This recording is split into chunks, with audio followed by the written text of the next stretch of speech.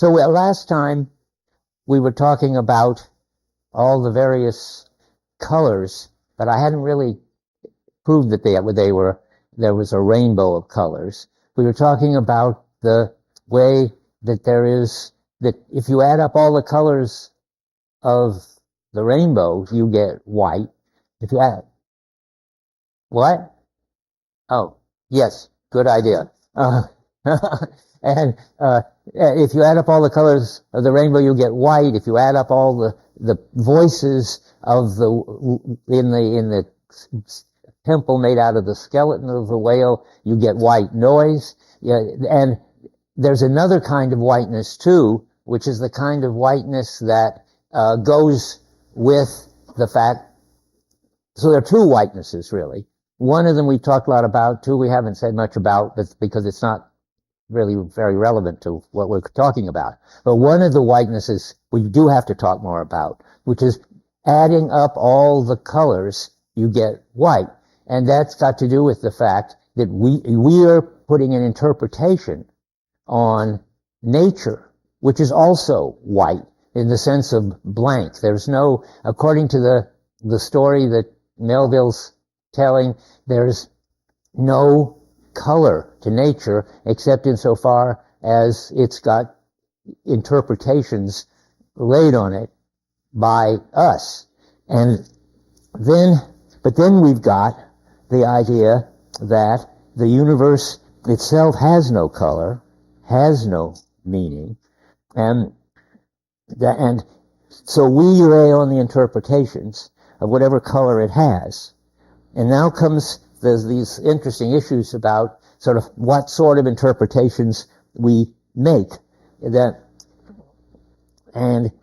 what right I've got to say that Melville is trying to say that the interesting thing about whiteness is, remember the crucial phrase, it's a dumb blankness full of meaning, which it's the way all the meanings that we put on it, all these various interpretations, seem to cancel each other out. There's a whole spectrum, to talk in a way that fits with the rainbow coming up. There's a whole spectrum of interpretations. And that's okay. What's not okay is if you try to add them all together at once, and then you get meaninglessness, whiteness, noise that you can't make any sense out of. So it's not a question of getting some kind of synthesis of a bunch of different perspectives. And it's not a question also of getting one perspective, like colored glasses, where you see everything in that perspective. That leaves out too much. What you want to do is get so that you can resonate to or get attuned to a lot of different perspectives at different times in different situations. That ought to remind you of Homer. That's a way of describing Melville's sort of big metaphor for polytheism, that you have all these different interpretations of the world, of the current situation, and that just so I won't be so abstract. So Aphrodite can come and shine on the Menelaus household, and then Helen will run off with Paris. Later, Hera will shine on the household, presumably, although Homer never talks much about Hera. And then they'll have these good dinner parties and banquets, and everything will show up in the light of the beautiful things that people will be saying and eating. Yeah. We talked about the Greeks, but we talked about how each person would have one job over their entire life. How one person would never interact with more than one God. That's true. That's interesting. Yeah, we have to think about that. We have to think about it. Yes, there is a sense in which that's got to be right. Now, for instance, you don't find Helen under any other goddess but Aphrodite, but I'm wondering if that's really, whether that's the right way to think about it, because I just have to think out loud, and I think I probably have to go back to the drawing board and think. The Helen thing is very interesting. On the one hand, it looks like if you describe what she is open to the Aphrodite mood all the time, then you don't understand what's going on now that she's back as a stable housewife of the palace, the sort of running a beautiful banquet for Telemachus. That doesn't seem, and it doesn't seem in general that she's going to go run off with anybody again. I just see what you think about that. But you don't see her in any other mood. She doesn't flip, unless being the lady of the house, the queen, and running the banquet is another mood.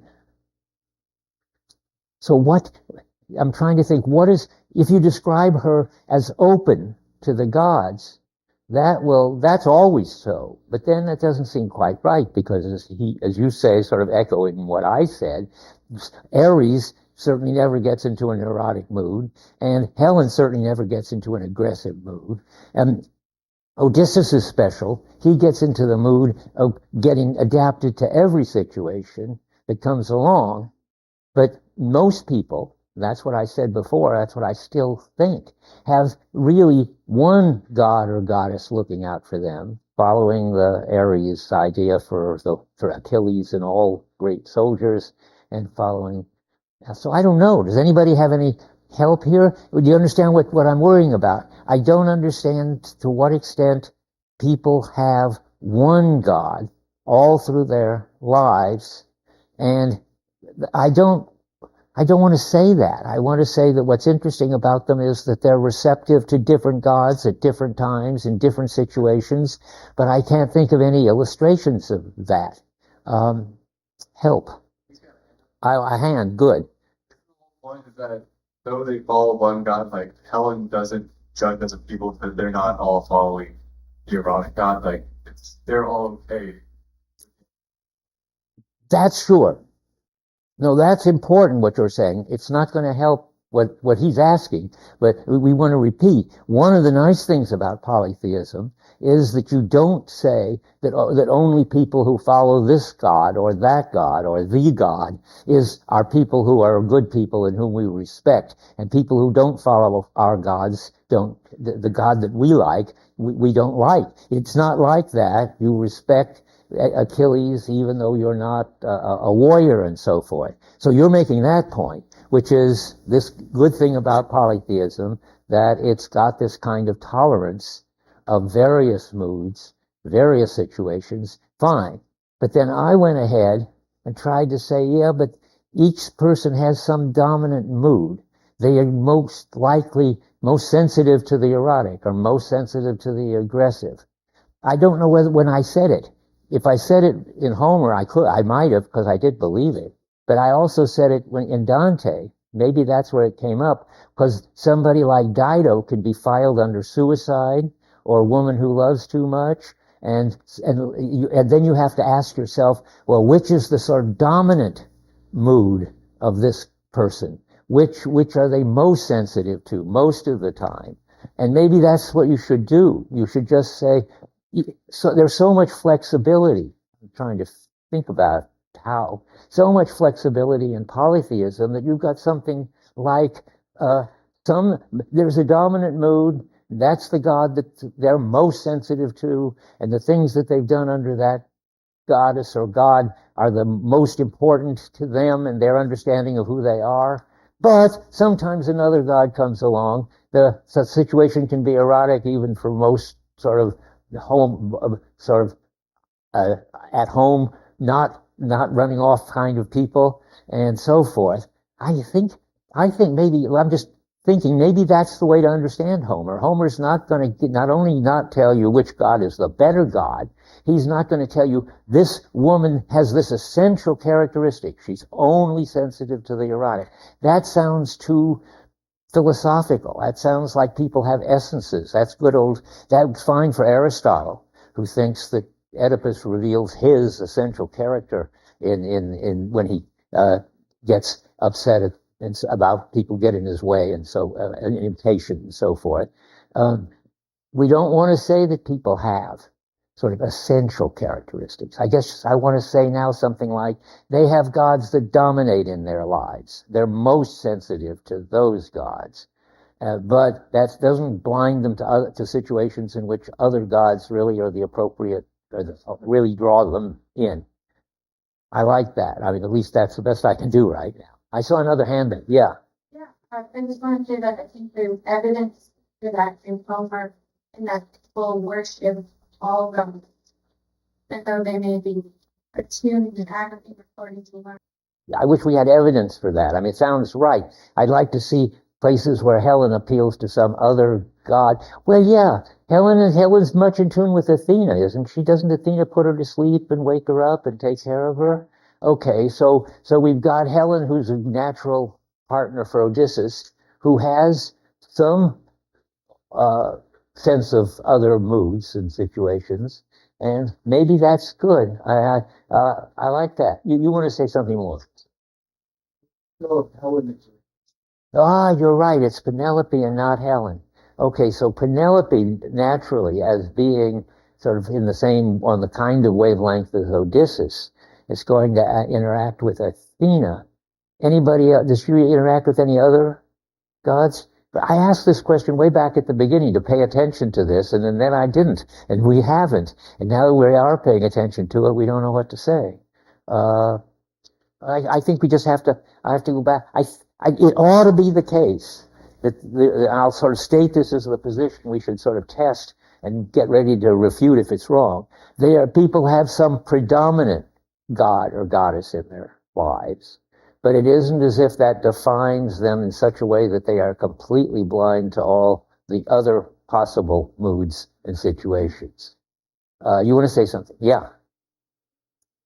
Maybe people at that time were achieved more than one god, but maybe literally didn't, and were achieved like one. I can't hear you, oddly enough. Can you?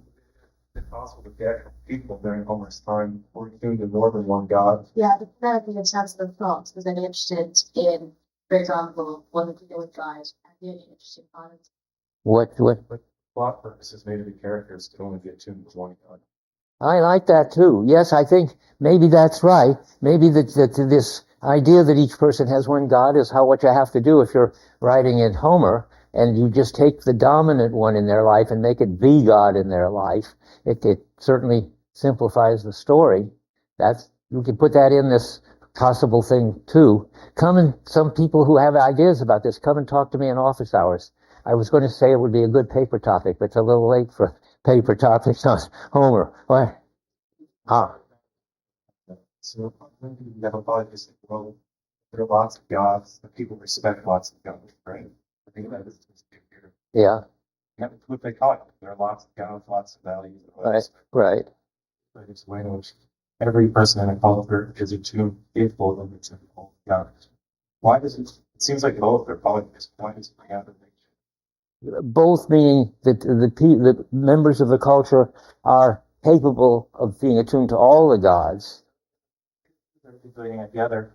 It's polytheism because there are lots of gods. But each of them are basically equal, one is like than the other, right? So That's good. one God. That looks like genuine polytheism, right? Each person has one god, but there are lots of gods, and they're all treated as equally okay to be a person's god. You seem to you read a point. Yeah, you're right. You don't have to say that. And I guess that now we're back at where I was when I said it at first. So we want to say that and we want to say in the Odyssey, it looks like each person has at least a predominant god or goddess, and that's fine. And there are a whole bunch of gods and goddesses, all equally important in the culture, and that's fine. And that's where we were once upon a time. We can go back to that. Yeah. Struggle. One of the overall themes of your course is showing that monotheism as a structure, like construction of Judaism and Greek theology, or not theology, philosophy, was a disaster. And so anything that sort of resembled monotheism within the polytheistic world, seems to be trying to shove that. And I would think that in order to have a polytheistic, you would have to come not at the exclusion of monotheism. Does that make sense? That if someone is only attuned to one God, the polytheistic world cannot necessarily negate that feeling or that mood because it's a principle or soul mood that first. I didn't follow you. I mean, try again. Or Tyler, you're good at interpreting. One concern is if this polytheism when people are tuned to just one God, right? Looks a little bit like monotheism. Yeah. Huh. Reflecting the monotheism.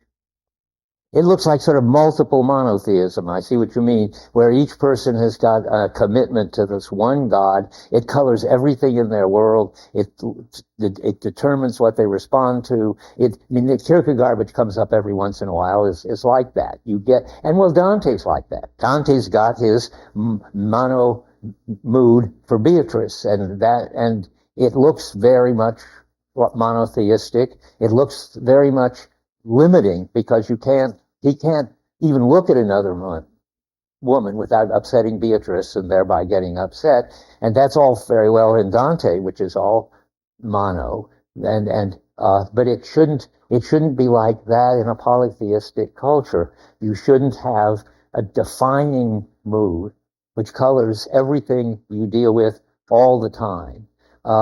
That's Where are we saying here? That's my question. Not permitted. It's not that it's not permitted, but it's somehow the not the norm, but it shouldn't be the norm. Well, I don't know. I mean, you think it's fine if, what are you proposing? That in a culture that is really polytheistic, it would still be the case that there was a plural. This is back to my original how I used to think about it till today. It goes back. We go back to the fact that there can be people who have one God and they see the world according to one mood all their lives. I now think that doesn't feel right, and to me, that they should be more flexible, have more possibilities of moods open to them than let me try it this way. The people who are stuck in one mood are, let's see, Ahab. He's got his mood of sort of outrage and disgruntlement. Starbuck is a Christian. There are people. Never mind that. Let me go to you. Yeah. According to distinguish between multiple monotheisms and polytheism. Because in multiple monotheism, you have a lot of different groups there. The people and believing in different gods, and they don't really respect each other, and they're all close. But polytheism, it's kind of like a multiple monotheism, but everything is integrated. And of course, my other point is that, of course, people have to have the dominant mood. Because if not, they would have had an identity. That's to be a human being. Human beings cannot be completely open to every mood at equal times, equal quantities. So not what would it be everyone would say. So I think it makes sense to think of both is more integral version of multiple monotheism. Because of this unity, because you have to be balanced. You have to have one balance. It's true. What you sounds right. What you're saying, but I'm trying to figure. We got to make a way to keep it from being like Dante and Beatrice. That's too extreme for a Homeric picture. I think that there is sort of you have your everybody in their own life is a knight or a lady, and they have their knight or their lady, and that's for good. That's eternal. That gives them an identity. That's too strong for polytheism, I think. But something that shouldn't rule out that there be a dominant mood in people's lives. It's just that two things. One, they could be sensitive under extreme conditions to other situations and other moods. And this is very important, the mood could change. Do we have any example of that? That's important. Yes, of course a mood can change. Look what happened to Helen. She got disgusted with Paris and it isn't as if she then immediately found some other erotic relationship among the Trojans. She went back to the mood, presumably, of happy with Menelaus. And maybe that's enough to keep it from being, you don't want to make it eternal something or other. That you've got such a good example in Dante and Beatrice of what you don't want it to be in Homer.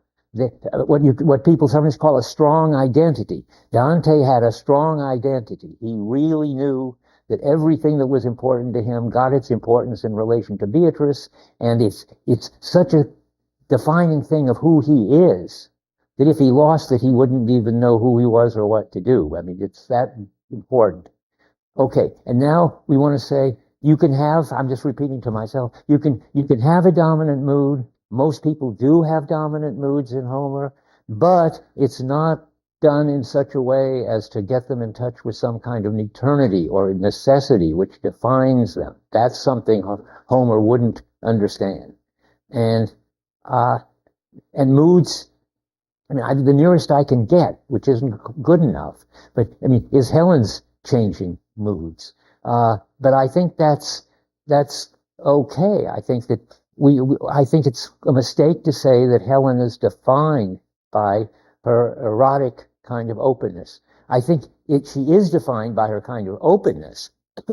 That's why Homer thinks that she's peerless among women, is that she gets swept into various situations and she really lives them to the hilt, but she can be swept into another situation. Moods, it's very important. I want to say this because it relates to Tyler's question at the end last time, which is where I wanted to begin this time. Namely, why shouldn't we have just one mood? That, remember you asked that. Why do I want to say that you ought to be, or you will, I mean, the way human beings are, I want to say, not what you ought to be. Human beings are open to various situations. And but I was going to answer Tyler. Why not just pick one color in the rainbow is the way you put it. And why do I think that the more you live by being open to the rainbow, that is not all at once, but various colors, the richer a kind of more polytheistic life you lead. And what I'm trying to say is, and I was going to say it in connection with that, is it's a fact about moods that they change. That you go the way Helen outgrows Paris, who was for her at some point handsome enough and sexy enough that she would leave her husband and child, and now she thinks he's just a cowardly nobody. But so let me see. So I think so. The bottom line is, if you're in a culture in which moods are ultimately, I'll get there and say, moods are ultimately important, and that really they give the meaning to the world and to people's lives. And that's what I think is going on in the polytheistic Homer world. Then you might just sort of by accident get one that you had for all of your life. But you can't sort of prioritize, wouldn't it be better if you really had one for all of your life? Because that's not the way moods work. The most you can do is be deeply in touch with some mood or other and be able to accept when that mood wears off and be in touch with another. That's supposed to be my answer to why not keep one mood. It just sort of displaces the question. I guess you're saying human moods work. So moods work like that, right? Names thought of that whole cute who tell us to pick up one color of the rainbow. That's about will or face. Yeah, it's interesting. That's what I'm talking. We're right on the same wavelength. It's something like that. I mean, let's get clear that it's true that in the Moby Dick kind of polytheism, which we've been talking about, Father Mapple, who is one of these, you get one mood and stick to it through all your life, make it your identity. That's exactly what Jonah had to do. And he had a calling to do it, and God was in the business of calling people to have an essential, strong identity.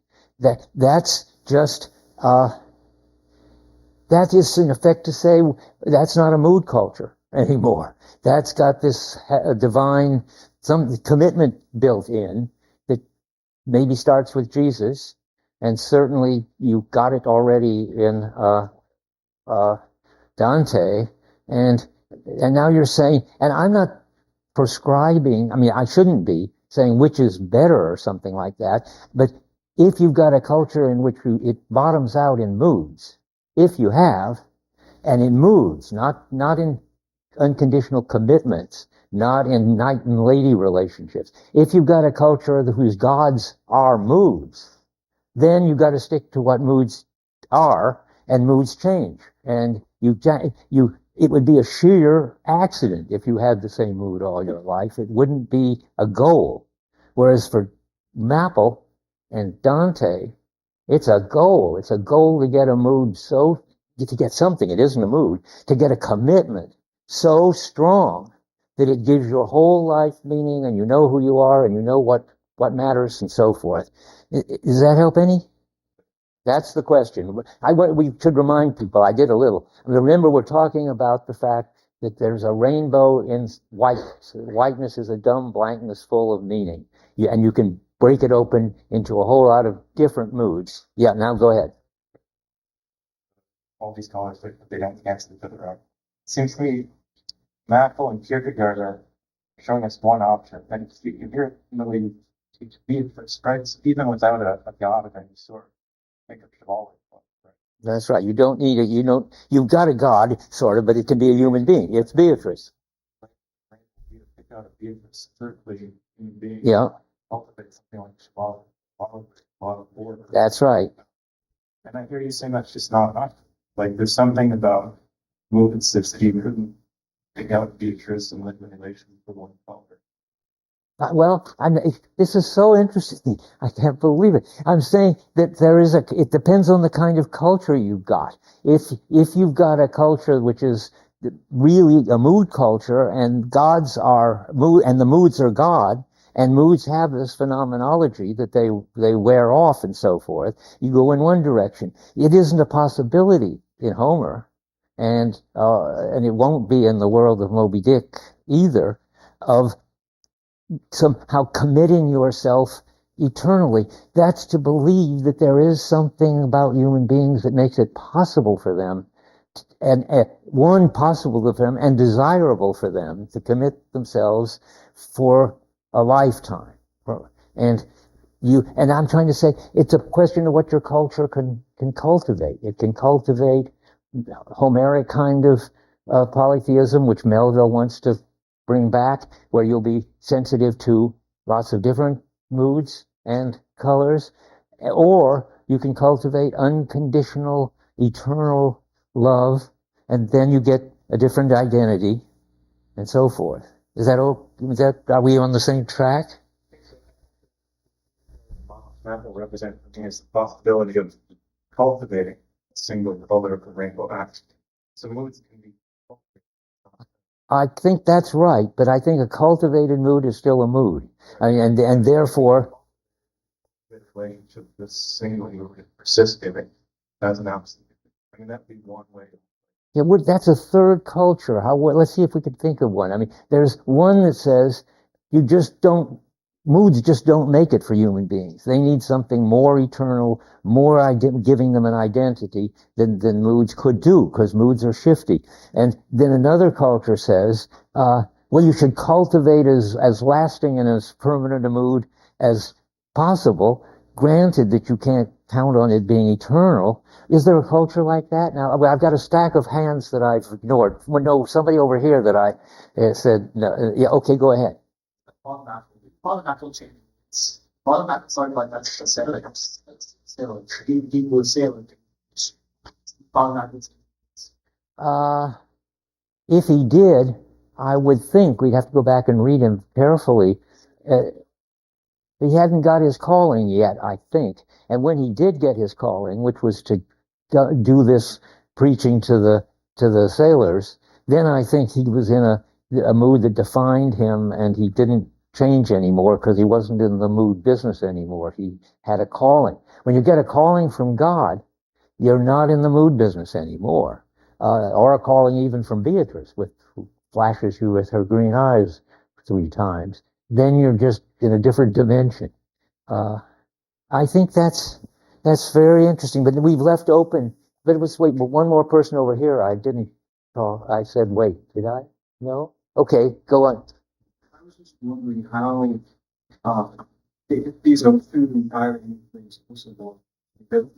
In sort of incipient sort of mentioned only as an aside, Homer and Aeschylus, is that all the actions of the gods they do on earth as humans have to be sort of in accordance with Zeus's will. No god can ever defy Zeus's will. And he's some sort of like unifying principle for all of them. And Hermes, in almost all the shows up explicitly says, not be on my own will. Zeus said, no god can defy Zeus. And Jesus says something similar. And how? Jesus said something like that. I'm not convinced that Hermes says things quite like that. I mean, but I just have to sort of blurt out what I think, and then we can try to refine it. By the time you get to Aeschylus, anyway, God isn't in the business anymore of telling particular people what they had to do. God is whatever he may be, which in my language means the background practices that define what it is to be a human being in that culture. So God doesn't do much in Aeschylus, and what? I just don't think. I don't think you need. I don't think Zeus does play an active role, or shouldn't, shouldn't in the sense that there's a job that God the Father and Zeus have to do. They have to be the background of the intelligibility that we all share if we're brought up in a particular culture, and that's not a kind of job that gives people. That's God the Father. Then, it's interesting and complicated. Now, then what? Well, God can be different, can set up different cultures. That amounts to God weaving. Remember, God is a weaver, but a very sort of loose carpet weaver, a warp without a woof, it turns out. We're supposed to get to that today. Pip sees God's foot on the treble of the loom, and then we've already said that Ishmael hears the noise of the loom. There's this loom side of God. This is important to get that, and it's complicated. It helps to have Christianity around. The loom side of God is, and I was not going to talk about that today, but next time, but just mention. I mean, insofar as Moby Dick is the God in the book Moby Dick, then Moby Dick cannot be seen. Cannot be represented. You can't read his tail. It makes wiggles, but they seem to signify something, but you don't know what. There's hieroglyphics on his skin, and that seems to be saying something, but you don't know what. And from the very beginning in the Spouter Inn, the sperm whale stands for the unrepresentability of the basis on the basis of which everything makes sense. Now there's another job for some, but that's not Moby Dick's job. That's not God the Father's job.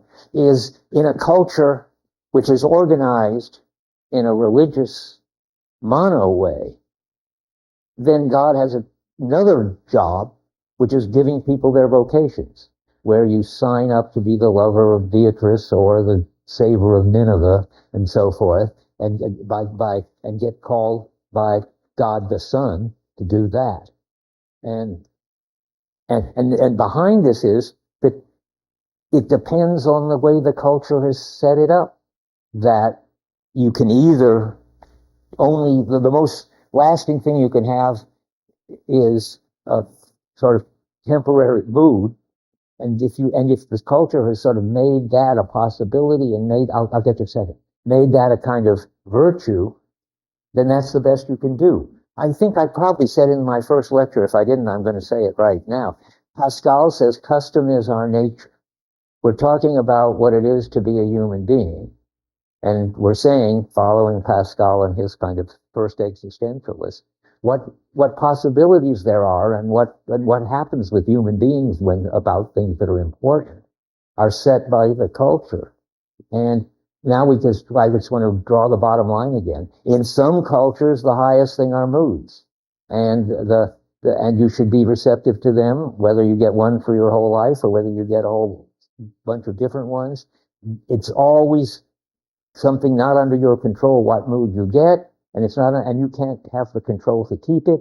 So you can try to cultivate that as much as you can, and maybe in some cultures you do.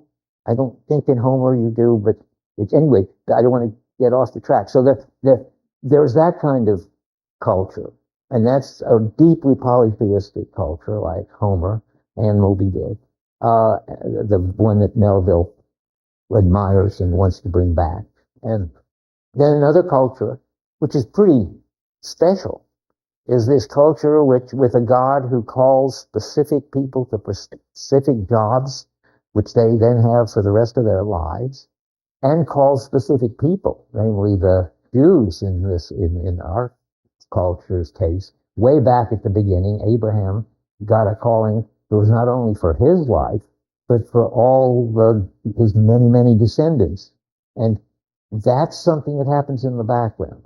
You can say, if you want, that then, that God dictated that. But what that means, that the culture is so webbed, so woven, the way that it is, such that cultures, such as the people, like the Hebrews, or individual people, can have callings which are guaranteed for good. And people can, if the culture makes it possible. And other people in other cultures can't and don't want to. Oh, I told him first, then you. Okay, go ahead. Maybe I don't know if Melville answered the mapping problem by having frequent. I mean, you could say that frequent is one of the two gardening can be a misfortune because it's completely not seen. It's no heritage like this culture. But then if we were to break down the situation, you realize that because we keep referencing and saying that there's something wrong with this culture and we need to explore the bones to find a way to fix it. So maybe it's something like even though he was committed in the breakdown situation, he was still able to enter the search the world for new meanings. So when he was in Apple's speech, he might have that might be why he left, because he sees that Apple have been seeing a breakdown situation, but he's already done that. He's already realized that you can't just have one calling, because if there's some kind of a breakdown, you have to be able to find something new. So he immediately left. What's certainly important, and let's just bring everybody up to date on this. Remember Father Mapple's sermon, which is you could think of it as the Dante Beatrice sermon. That is one absolutely defining commitment and so forth. And now he's adding the reminder that Queequeg, who's the spiritually healthiest person in the book, which you see when he's dying, that Queequeg walks out on Mapple. It's not in his culture. It doesn't mean anything for him. But whoa, it's hard to understand what Queequeg's religion is. He has this little god which he carries around with him and worships, but he goes around trying to pick up things from other cultures which could be added to his culture, and he doesn't find anything in Christianity that's any help, but he could have found something somewhere that he could integrate into his culture. It can happen, I think, that you could do that. So if you want to say, I'm puzzled, I don't know I could never figure out what Queequeg. We should definitely have a paper topic on that. It would help to be able to figure out what Queequeg's relation to his religion and to Christianity, and maybe religions in general, is supposed to be in this book. Yeah, you want to say one more thing? I just think maybe the tattoos are significant as because I mean that's about as committed as you can get. It's not seemingly like. Okay, well let's stop with that. Well, let's think about that a minute. This is turning out to be a kind of summary of interesting points, but I think that's okay. So Queequeg, we've never really talked about Queequeg as a subject, have we? Melville says that he is tattooed all over with a understanding of being. He calls it a theory of world or something, with his culture's understanding of being. And that means what? It means that it's embodied in him, the way his culture deals with what it is to be a human being and what's good for human beings and what's bad for human beings and so forth. That's something, and now it's interesting. That might be something that he could read and follow like a book. But of course, he can't understand a word of it. It's very important that though he respects it, it's what I guess we call the scriptures and Buddhists would call the Dharma or something. It's the spiritual writing, but it's the spiritual writing which he follows without knowing what it says or that he's following. And he knows that somehow it's important because some seer wrote it there. But it's interesting that it doesn't give him moral guideline. It gives him some sense of the sacred or something like that. But it turns out to be very important that he's got this carved on his body. And as you say, it's certainly something that's not going to change. But what do you do with the fact that it's something that he can't understand a word of? Oh, I'm kind of thinking with that. That's all.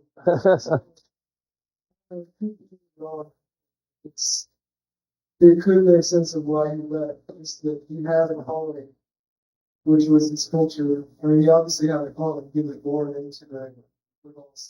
But that's not a calling yet. I mean, everybody's born into a culture, and everybody's got it written on their body in the sense that they've got all these responses. To take just a simple one I use every once in a while, how near you stand to people, how much you sort of hug them, how they distribute themselves in elevators. That's all in their body. They don't know they've got it. They don't know. And if they did, they wouldn't be able to do it because when you start thinking about it, you'd spoil it. They've got a skill for behaving like a human being in their culture. Everybody.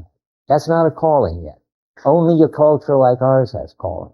Callings are and they're not carved on your body because they aren't there from the start. But what's carved on your body is the possibility of getting a calling in this culture. And when you do, then you get an identity that lasts you all your life. And I don't think Queequeg has that.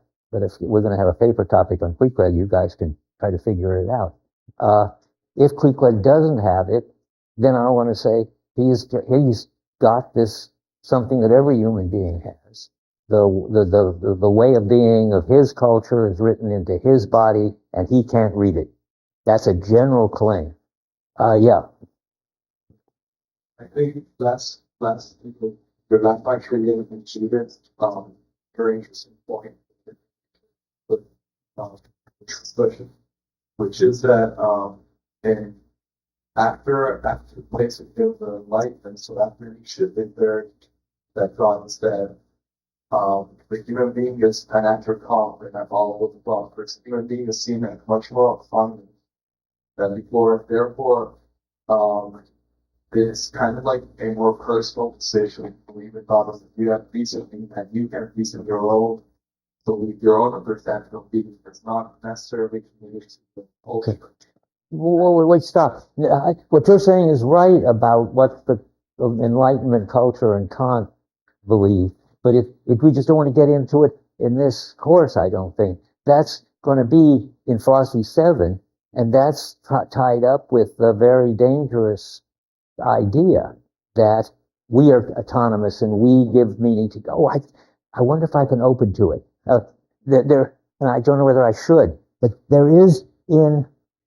No, I can't. I haven't got it with me. Nietzsche's written something about polytheism in the gay sciences. And he says the great thing about polytheism is people can choose their gods. And that's great. But what Melville would say, and Homer, if he would say, you can't choose your God. Your God wouldn't have any authority for you, wouldn't have any power of the right kind over you if you could just choose your God today, that your God's going to be, I'm going to define myself as a warrior, and tomorrow I got a new God, I'm going to define myself as a lover. That's either that's polytheism or again, and then you don't choose it, they choose you, or it's nihilism, Because if you think you can go around choosing your God, you're already out in nowhere land, because nothing will have authority for you. Who's the authority in that? Who's the God? You. You give the meaning to everything that has meaning. That's a big switch over from Dante, where, and it's, so, but I shouldn't even say this much, but don't say any more. Come to Philosophy 7 or come to Office Hours or both. It's a big deal to think about Nietzsche. And I think it's important to think about Nietzsche. Okay, you get a last word. All that that's points, and maybe that's a solution to the whole life problem. Not a solution, but at least a different way to see the life problem. Because by having it on their own, you can see the perspective of the rainbows and get attached, like we had called that fact that you get attached to one perspective, there's a perception of human nature, by allowing that other perspectives fit. So I think it's important to consider it an option.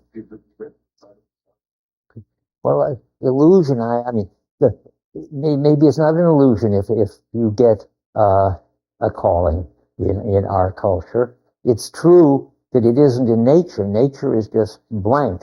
But that doesn't mean that there aren't forces outside of you that lead you and draw you and call you and so forth. And that's what the Kant and the Enlightenment are denying. Or to put it in Kantian terms, if what you're doing is something that you've been drawn to do, then it's not got the right kind of authority. If what you're doing has been chosen by you as the right thing to do, then it's got Kantian kind of authority. But then, of course, Kierkegaard and Melville are going to say, well, if you choose it as the right thing to do, then it's not going to give you the kind of solid guidelines in your life that you have to have. Okay, I don't want to go into that. That's a whole other course. Okay, maybe I can go to my own notes. Well, you know. Yes. Homer, the colors are leaves. Yes. Because colors are actually ridges or entire glimpse of the leaves, or it's like a flare of thing. Higher what? Trying to imagine how you can relate to a plurality. And Melville was trying to imagine how you can relate to something like a plurality of world, plurality of religions, plurality of I have to think about that. I mean, I guess the question is what colors. If you Homer, Yeah. but here it's like big way to live in it's like entire ways of life. Systems of belief. So we're trying to imagine the sort of qualities where you give them two not just the moods, a whole bunch of moods, but the entire week. Yes, I think that's right. That's important. It's a kind of meta mood in Melville. It's very hard to imagine in Homer how a single person could get him attuned to a whole bunch of. In Melville, it's even harder. Trying to imagine how a single figure is getting tuned with a whole bunch of visions or perspectives. Well, at least, I mean, with Ishmael, you've got somebody who's in tune with a whole bunch of moods, period, I think. And that's what Melville thinks is his way of living, and the way he's describing as sort of the way human beings have to live, but given the way the human beings are. But there is this meta mood thing. I'm trying to think whether I should get to it, because I think I should go to what the part of my lecture for today, which is directly relevant to what we're doing. Let's see. One, I've written here. Let me sort of run through this to catch up with where we are. So we're talking about the fact that there is this dumb blankness full of meaning, and the meaning is like a rainbow of colors. And I felt that I owed you a reference, because I didn't ever read a passage in which it turns out that the rainbow of colors is somehow tied up with Moby Dick. It goes by very fast, but I want to start there in my notes.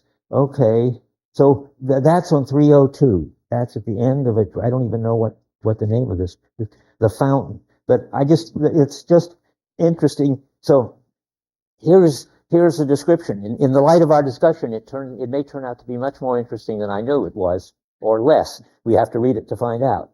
And this is the last paragraph of chapter 85.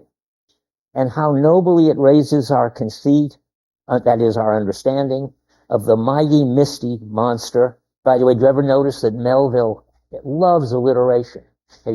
That's his most famous stylistic move. So here the mighty misty monster, to behold him solemnly sailing through a calm tropical sea, his vast mild head overhung by a canopy of vapor engendered by his incommunicable contemplations, and that vapor, as you will sometimes see it, glorified by a rainbow, as if heaven itself had put its seal upon his thoughts. For do you see, rainbows do not visit the clear air, but only irradiate vapor. And so through all the thick mists of dim doubts in my mind, divine intuitions now and then shoot and enkindle my fog with a heavenly ray. And I think that's all I need to read. Well, it's interesting. And for this I thank God, for all have doubts, many deny. But doubts and denials, few among them have intuitions. I take it intuitions are the moods. That is, that they're telling you what to do and where to go and what to commit yourself to for a while. Doubts of all things earthly and intuitions of some things heavenly, this combination makes neither a believer nor an infidel. It makes a man who regards them both with equal eye. So he's not an infidel, that is a non-believer, that is an atheist, and he's not a believer in some specific religion. He's open to the rainbow that lights up his way of looking at things. So, and then comes all this question, yeah, but how do you relate to the rainbow? And that's what we've been talking about. And they are intuitions which you should follow, which call you, and which he responds to. Now, there's so many things I want to talk about in connection with what we just talked about. Oh yeah, okay. I was still thinking of Tyler's important question about why not pick one color, one mood, one intuition and follow it. And I was thinking, and that's what I thought was interesting. It's because they change. Moods are just not the stuff in which unconditional commitments are made of. So I was watching for that. And here's on 341.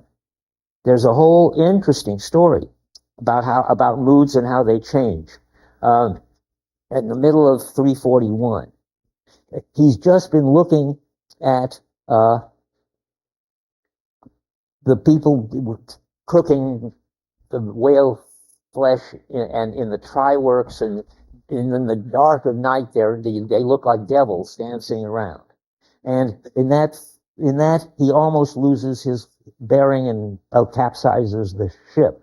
And then he says, the first full paragraph, look not too long in the face of the fire, O man. Never dream with a hand on the helm, and so forth and so forth. Never believe not the artificial fire when its redness makes all things look ghastly. That's the mood. Being a very moody guy, of course, Ishmael gets taken in by that mood, which is with this devilish mood. But he says, tomorrow, in the natural sun, the skies will be bright. Those who glared like devils in the forking flames, the morn will show to be far other, at least gentler relief, show in a far other gentler relief. The glorious golden glad sun, the only true lamp, all others but liars. That's a very interesting paragraph. That really says that that he's open to total switching of moods. He was in the sort of devil dance. And once he's also in the mood when Ahab dedicates the blood of the harpooners to going after the whale, and everybody cheers, and he says he cheered with the rest of them. So he's always open to being taken over. But I just wanted to explain something I think is very clever of Melville, unless I misunderstand it. Do you think that Melville thinks that the sun is the only true lamp, all others but liars?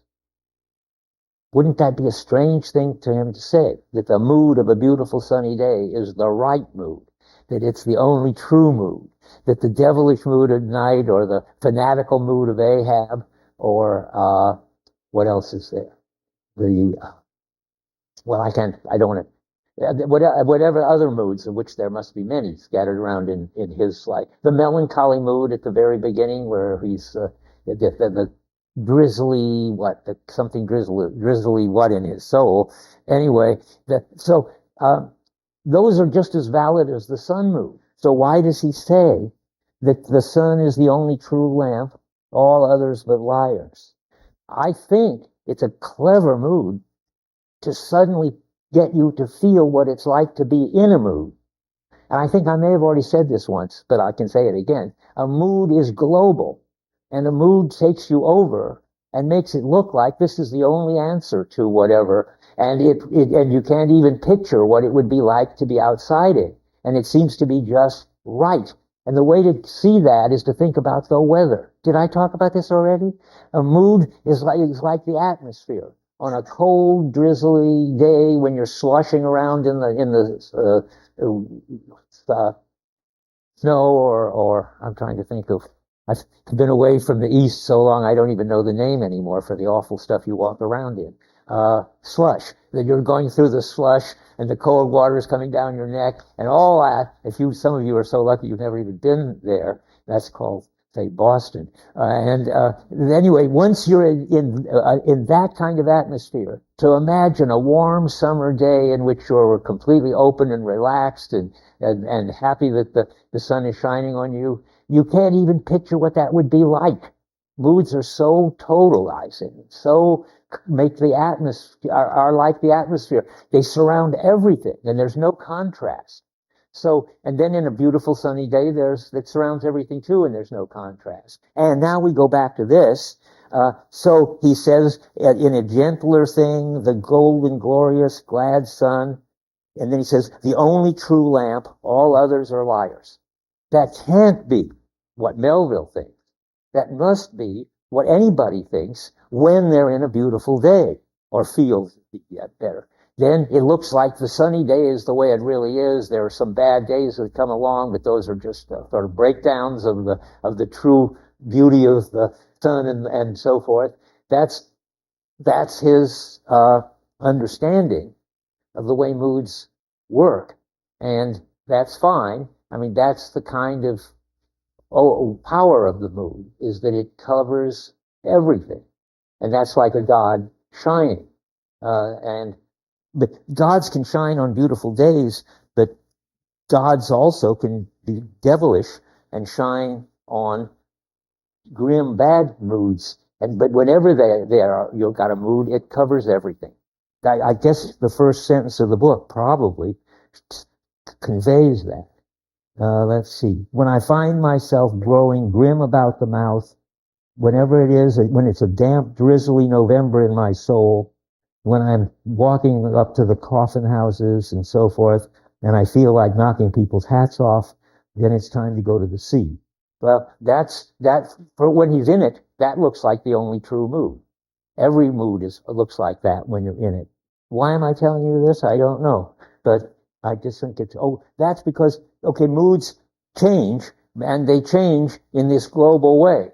And each mood is seen to be the only right one when you're in it. Now, I have another quote, which is very interesting. Remember, we're discussing why not hold on to one mood? And the answer, I think, from Melville's point of view, and I never thought about it until Tyler pushed on this point, namely, I think that people who are in one mood sense the fact that moods change, and yet moods have this power over you while you're drawn into them. And the person who thinks about this most, or only as far as I could see in the book, is Starbuck. Starbuck is a believing Christian. Therefore, he's got committed to one mood. It isn't even a mood because it's bigger than a mood. He's got an identity which defines him and so forth. And look what happens when he, now I have to say, and have you read it, but for how many have read as far as the balloon yet?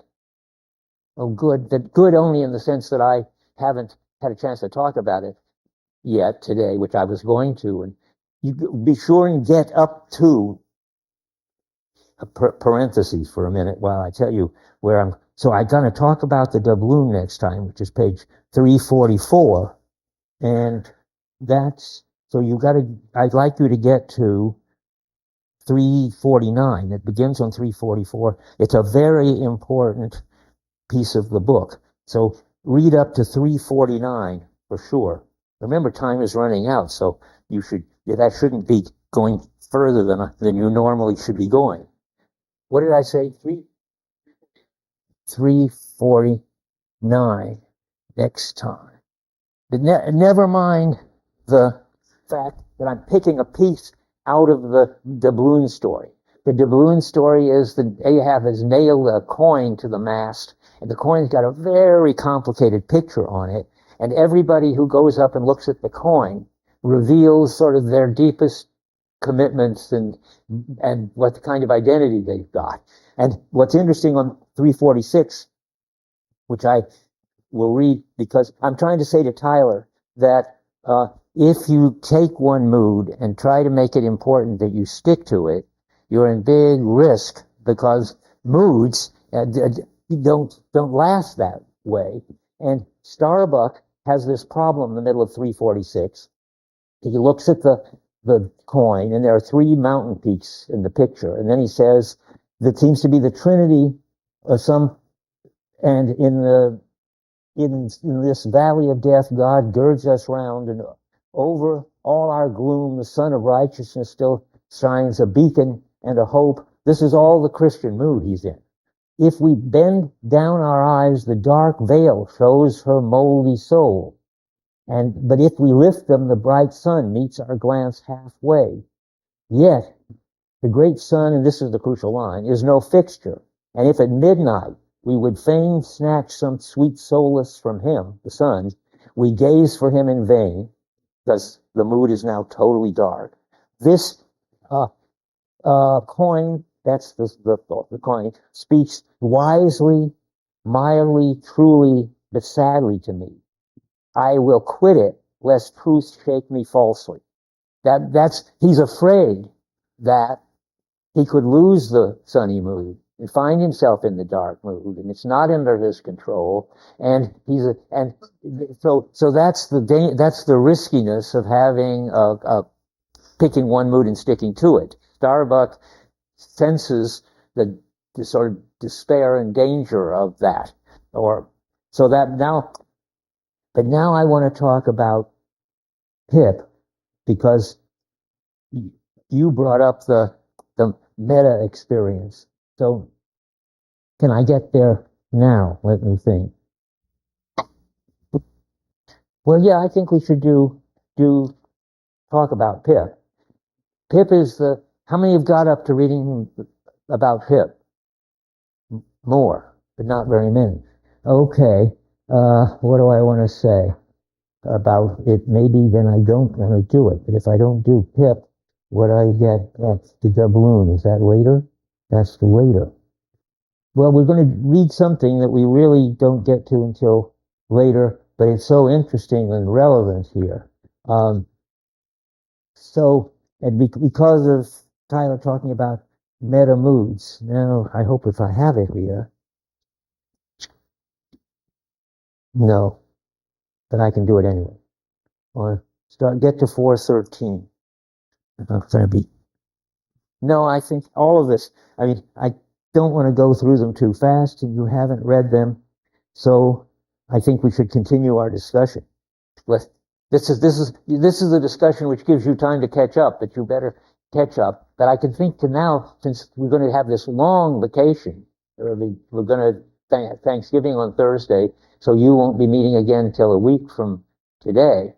By then, you've got to read about the doubloon, and the doubloon is all tied up with Pip, And and very important sort of ultimate kind of theological religious issues that Melville is very concerned with.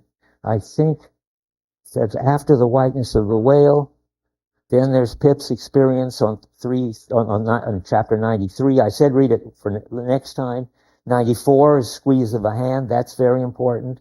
96, I read you from the Tri-Works already about the different way that moods are total. And then comes the doubloon. In the case of the doubloon, each character in the book comes up and looks at it and reads into it their way of looking at the world. And then Pip comes up. I can at least tell you this on 399. Oh boy, so it's not 399. Let's see, 346. Try that. Yeah, okay. Here's the doubloon. I want to read you. You can read. Oh no, I'll hold on to it. You can read on your own the various things that each of these characters say. Starbuck, Stubb, Flask, Ahab, about the coin. But what I want to read, because it's got this meta characteristic, is what Pip says about the coin. So the Manxman, who happens to be describing this, says, "This way comes Pip, poor boy. Would he had died, or I. He's horrible to me." You have to, when you read the Pip, you'll understand. Pip has fallen off the boat, sunk to the bottom of the ocean, and seen God's foot upon the treble of the loom. And to see God's foot on the treble of the loom means to see, this is relevant to what we said over there, that the God is just weaving the world more or less at random. And he also sees Pip, when he sinks to the bottom of the sea, he sees that there's a bunch of coral insects at the bottom putting the world together. All of this seems very, very random. And poor Pip, his mind is blown. And when he looks at the doubloon, he says, at the bottom of 348, I look, you look, he looks, we look, ye look, they look. And then the Manxman says, upon my soul, he's been studying Murray's grammar. Then he goes on, I look, you look, he looks, and so forth. And then he says, and I, this is Pip, and I, you, and me, and we, ye are, and they are all bats. And I'm a crow, especially when I stand up top this pine tree here. This needs a lot of explaining. So when you read it, this will help maybe. So he says, caw, caw, caw, ain't I a crow? And here's the scarecrow, and that's Ahab. And then he says, I don't see it yet. I've got to find the place where he does this meta thing. So he's up on the pine tree, that is, he's up on the mast, and he's like a crow looking down on all these people who interpret the picture on the doubloon. He doesn't interpret the picture on the doubloon. He interprets everybody looking at and interpreting the picture on the doubloon. And he sees that, and this is what I think it means to say that we're all bats. I think he thinks they're all crazy because each of them take the interpretation of the doubloon that they make, which is images, projections of themselves, as the true story about what the doubloon is. But what's really going on, Pip understands, because he's seen this, the utter meaninglessness of everything, and the fact that people are reading their interpretation into everything. So what's really going on is that these people are reading their interpretation, but they're taking their interpretation like a mood. When they're making it, it seems absolutely right and global and the way things really are, and that's the sense in which they're bats. I think I can find that now. No, that's the most I can do with that particular passage. I could find more of it here. 413. I think I can't take out any other piece of it. So what he sees the fact that, and this is the story we're trying to tell, the story that everything is an interpretation imposed by somebody on this white world in which they pick out some particular color and resonate to it, and then they think that's the way the world really is, and that's what bats. When we're all bats, meaning we all believe, like we believe in the mood we're in, we believe in the interpretation we're giving. We don't see it as something arbitrary. We see it as something really necessary and built in, but it's not. It's all goes back to the fact that there is this rainbow of possibilities. Now, we don't make them up. That's sort of the anti-Nietzsche thing. But there is the rainbow of possibilities, and at any given point, somebody is taken into one of the colors or another, and then they think or experience it as the true story about reality, and only Pip, who has no story about reality on his own, because he's lost his mind, we have to go back to that, but only he can see that what there is interpretations, and that's what reality is. Only the people who are in the interpretation don't see them as interpretations, just like the people who are in a mood don't see it as just a passing mood. Now I think I've done the best I can to put this together as a result of our interesting discussion. I'll come back to it next time, and then I will expect you to have read the doubloon chapter and the Pip chapter, so we can go into more detail.